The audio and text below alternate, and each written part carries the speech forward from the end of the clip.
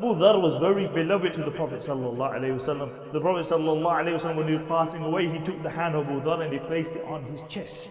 The Prophet ﷺ gave Abu Dhar some amazing nasihas, and I'm going to go through some of the nasihas that the Messenger of Allah ﷺ gave. 7 nasihas he gave to Abu Dhar. Abu Dhar radiallahu anhu says, قال أمرني خليلي بسبع. My beloved Khalil, my friend, the Messenger of Allah ﷺ commanded me with 7 things.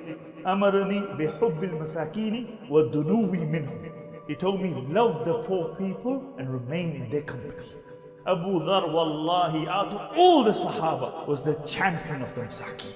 The Masakeen loved Abu Dhar al-Ghifari radiyallahu anhu. وَأَمَرَنِي أَنْ أَنظُرَ إِلَى مَنْ هُوَ دُونِي وَلَا أَنظُرَ إِلى مَنْ هُوَ فَوْقِي. The Messenger of Allah, and this is such a beautiful nasihah.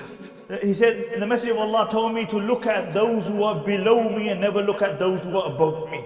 Dunya. Because as long as you look at those who are below you, you will be in a state in a state of contentment. And as long as you look at those who are above you, because there will always be people who will have more dunya than you, you will never be content. And then he said to Abu Dhar radiyallahu anhu, وَأَمَرِنِي أَنْ أَصِلَ رَحِمْ وَإِنْ أَدْبَرَتْ. He said, the Messenger of Allah told me to reconcile ties. This is beautiful. Reconcile ties, وَإِنْ أَدْبَرَتْ, even if your family members turn away from you. Now this is the kamal, in it. It's easy to be good to people who are good to you, but it's more difficult that family member who shuns you, that family member who doesn't give you time, who never rings you. You pick up the phone and you ring that person and say, how are you? How's your day been?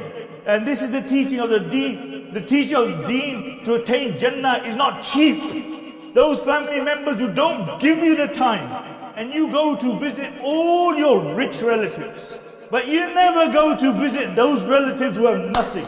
And you know what I'm speaking about. You got no time, because they got no status in society, because by your criteria, wealth is everything. The Messenger of Allah said, reconcile ties even if they turn away from you. In another narration, the Prophet ﷺ said, Allah elongates the life of that person who reconciles ties.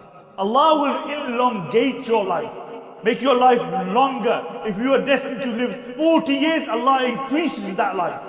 And then he says that the Messenger of Allah said, وَأَمَرَنِي أَنْ لَا أَسَلَ أَحَدٍ. That the Messenger of Allah told me, don't ask anybody for anything.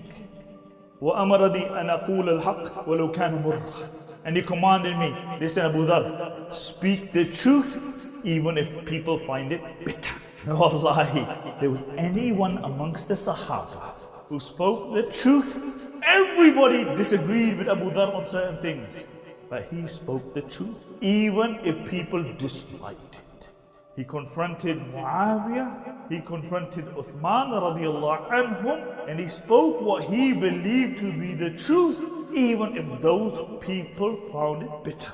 وَأَمَرَنِي أَنْ لَا أَخَافَ فِي اللَّهِ لَوْمَةَ لَائِمٍ. And the Messenger of Allah said to me, oh Abu Dhar, listen, do not fear what people will say about you. La ilaha illallah. So speak the truth and never give a damn about what people will say about you. You know, we spend our life, honestly, we spend our life worried about what people think about us. If honestly, you were gonna die tomorrow, okay? How many things in your life you would have wanted to do, but you didn't do because you were too worried about what people would say? And if death was to befall you tomorrow, wallahi, you would think to yourself, you know, I wish I'd done this, and I wish I'd done this, but then it's too late. Don't care about people. You know why? Because people are never pleased. You can never please the people, because people need to put you down to feel good about themselves. That is the nature of many people. For their own reassurance, they have to live off your failures. So do not allow what people say to stop you from doing what is good. And then the last thing he says that وَأَمَرَنِي أَنْ أُكْثِرَ بِقَوْلِ لَا حَوْلَ وَلَا قُوَّةَ إِلَّا بِاللَّهِ. The Messenger of Allah commanded me that I recite لَا حَوْلَ وَلَا قُوَّةَ إِلَّا بِاللَّهِ profusely. فَإِنَّهُنَّ كَنْزٌ مِنْ تَحْتِ الْأَرْشِ. Because it's a treasure under the arch of Allah subhanahu wa ta'ala.